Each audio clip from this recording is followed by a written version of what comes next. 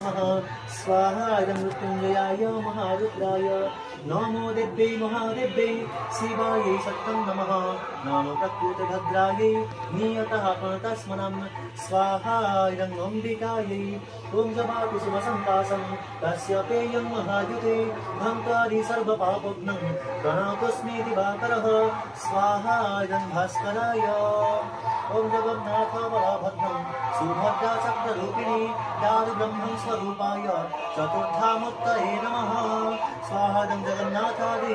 चतुर्धामूर्तये रामं लक्ष्मणं पूर्वजं रघुवरं सीतापतिं सुन्दरं काकुस्थं करुणामयं वन्दे विप्रप्रियं धार्मिकं राजेन्द्रं सत्यसन्धं दशरथतनयं श्यामलं शान्तमूर्ते वन्दे लोकाभिरामं रघुकुलतिलकं राघवं रावणारे स्वाहाजं सीतारमाभ्यां सपरिवाराय